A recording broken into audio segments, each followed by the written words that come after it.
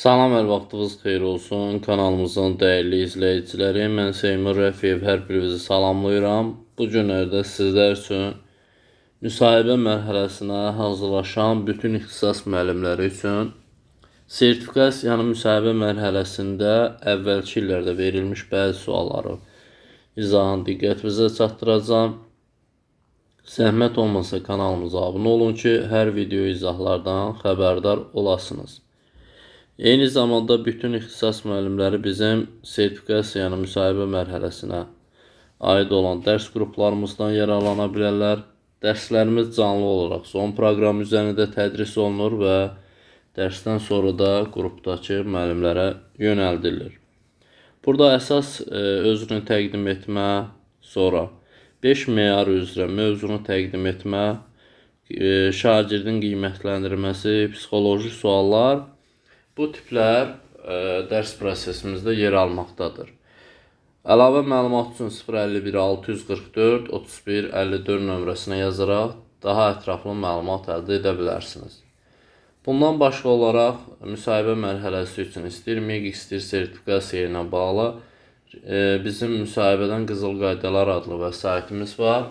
Onu da əldə edib özünüz hazırlaşa bilərsiniz. 051 644 31 54 nömrəsinə yazaraq kitab haqqında da ətraflı məlumat əldə edə bilərsiniz. İlk sual belədir ki,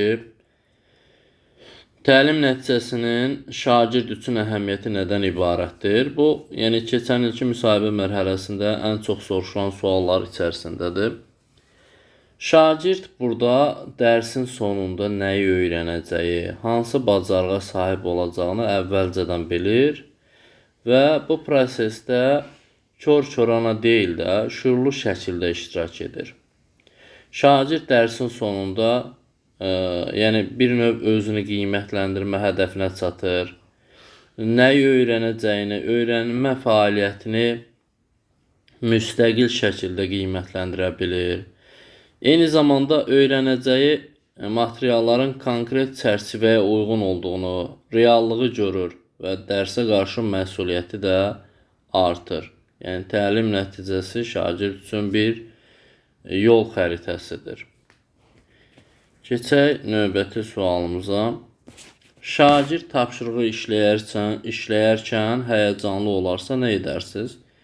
Ümumiyyətlə, ilk növbədə şagirdin həyəcanlama səbəbini soruşmaq lazımdır. Onun üçün bir təhlükəsiz mühit formalaşdırmaq lazımdır.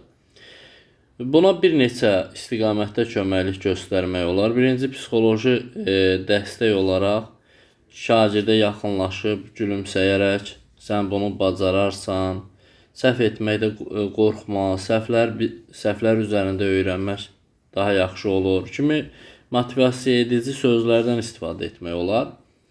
Əgər ki, yox, tapşırığın çətinlik dərəcəsi bunu narahat eləyirsə, tapşırığın sadələşdirilmiş formada ona köməklik göstərmək, istiqamət verməklə şagirdin həyəcanını azalda bilərik. Yəni, tapşırıq buna əgər narahatçılıq verirsə, həyəcan verirsə, çətinliyi bunu qorxudursa, o zaman biz onu parçalayaraq, müəyyən sadələşdirilmiş formada istiqamət verərək şagirdi həmin tapşırığı həll etməyə sövq edə bilərik. Sonra gəlir növbəti sualımız. Gündəliyə səviyyə yazırsınız və metodistiniz irad bildirsə ki, rəy yazın. Yazarsınızmı?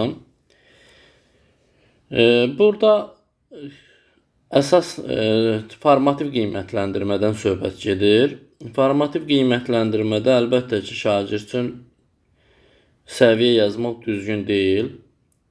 Orada deyək ki, birinci səviyyəni yazmısan, ikinci səviyyəni yazmısan və yaxud üçüncü səviyyəni yazmısan, bu konkret olaraq şagirdin inkişafına yönəlmir. Yəni, şagird bilmir ki, mən nəyi səhv elədim, hansı istiqamətdə bundan sonra mən özümü təkmilləşdirməliyəm, səhvlərim nədir, düzlərim nədir. Əlbəttə ki, metodist irad bildirərsə, haqlı iraddır burada. Yəni, şagirdə rəy yazmaq düzgündür. Yəni, deyək ki, oxuyub anlama bacarığında boşluqları varsa, hansı boşluqlar varsa, onları əsas birinci rəy yazanda şagirdin uğurlarını qeyd edirik, sonra şagirdin səhvlərini qeyd edirik, səhvlərindən nəticə çıxartmaq üçün istiqamət verici sözlərdən istifadə edirik. Yəni burada metodistin tövsiyəsinə uyğun olaraq şagirdin gündəliyinə onun güclü tərəfini qeyd edən, zəif tərəfini göstərən və inkişaf üçün yol göstərən qısa rəylər yazmaq olar. Sonra keçirik 4 nömrəli suala. Deyir, dərs zamanı hansı tapşırıqda qrup işi, hansı tapşırıqda isə fərdi iş verərsiniz? Ümumiyyətlə, tapşırığın növü dərsin məqsədindən və formalaşdırılmaq üçün bacarığından asılıdır. Məqsədə çatmaq üçün. Qrup işi nə zaman verilir? Geniş miqyaslı araşdırma aparsaq, problem həll etmə, layihə hazırlama, yaradıcı təfəkkürü tələb edən tapşırıqlar bu zaman qrup işində verilir. Məqsəd də burada qrup işində əsasən əməkdaşlıq, ünsiyyət, komandada işləmək bacarığı, başqalarının fikrinə hörmət etmək bacarığını inkişaf etdirməkdir. Fərdi işdə isə şagirdin müstəqil düşünməsi üçün, özünü ifadə, analiz etmə bacarığını yoxlamaq üçündür.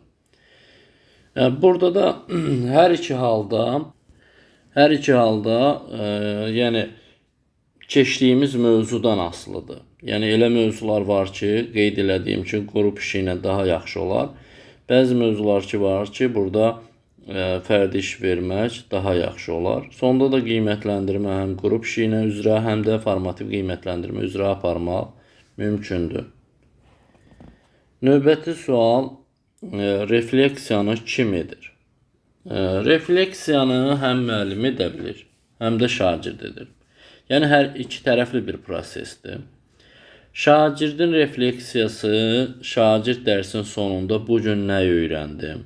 Mənim üçün nə qaranlıq qaldı? Harada çətinlik çəkdim? Sualları ətrafında düşünür. Yəni, özünü bir növ, özünü refleksiya edir. Müəllim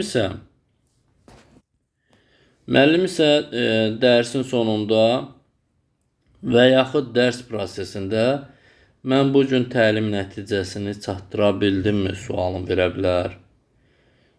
Sonra hansı metodum uğurlu oldu, hansı metodum uğursuz oldu?